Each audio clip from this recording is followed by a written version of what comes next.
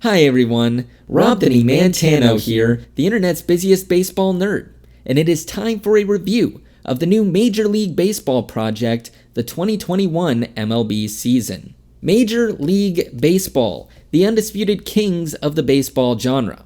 They've been around for years and years and years at this point, and frankly, they need no introductions. You probably know them from such projects as the World Series, the Montreal Expos, and of course, who could forget paying minor leaguers less than poverty wages.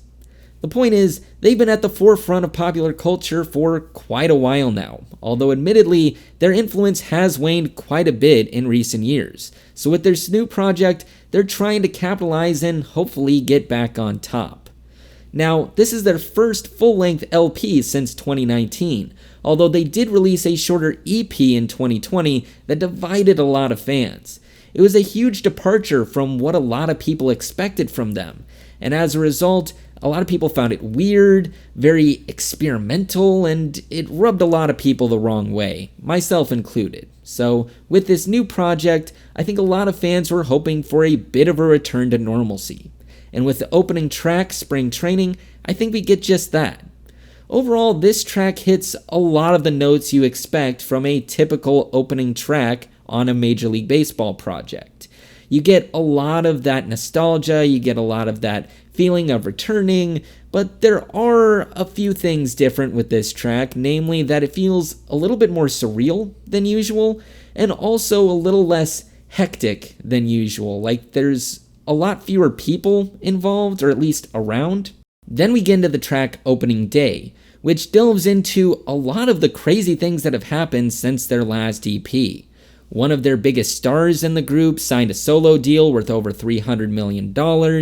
Two of their disgraced former managers received new jobs within the group. And also, one of their biggest members, Shohei Ohtani, who has spent most of the last 2 years just playing guitar, finally made his return to lead vocals this time around. And let me tell you, he sounded amazing throughout this entire project. From there were a lot of tracks that I really enjoyed toward the middle of this project. For example, the song Colorado All-Star Game got a lot of controversy around it when it was first announced, mainly among the conservative crowd, but anyone who listened to it will tell you that it was an absolute banger. Shohei Ohtani really stole the show with both his guitar playing and his vocals here, and overall it was just a very, very fun time. Additionally, I really liked the track Field of Dreams Game. It's a bit of a departure from what we've seen in the past. We've never seen them really do anything like this before, but I thought they did it very well. It was very sentimental, it was cinematic. Some might say it's a bit gimmicky, but overall they did it very well in a way that made it seem very genuine. Also, I really enjoyed the track Trey. I thought it was very heartwarming and came at just the right time in this project. And overall, I just don't think you can write his story any better than that. And finally, another song that I really enjoyed was MVP Race. Once again, Shohei Ohtani really steals the show here at the top, but also the drummers here, Vladimir Guerrero Jr. and Bryce Harper and company, they were just going off with the bats. Placata, placata, placata, placata, placata. I just love the rhythms on this track. But with that being said, there were some duds in the middle of this LP as well. For example, the song Rat or Raccoon. Now, don't get me wrong, the premise is pretty funny, especially considering the team that produced this track, but overall it just seemed very bizarre.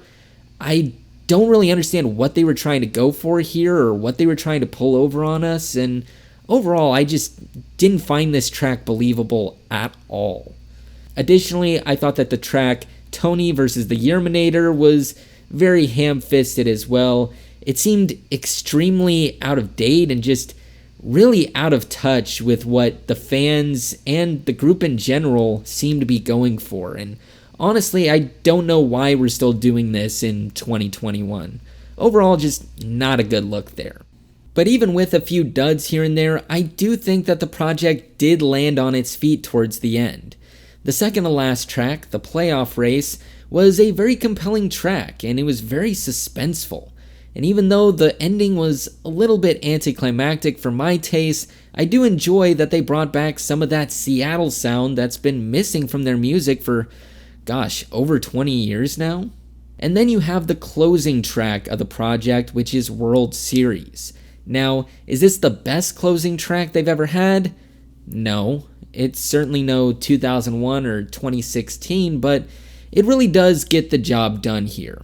After all, it's the story of a likable group of guys who've gone through a lot of heartbreak, a lot of adversity, overcoming all of that and defeating the evil cheaters of the world. And frankly, who can dislike that? Although I will say that the incessant chanting throughout the track was more than a little off-putting. Overall, I thought that this was a very solid return to form for Major League Baseball.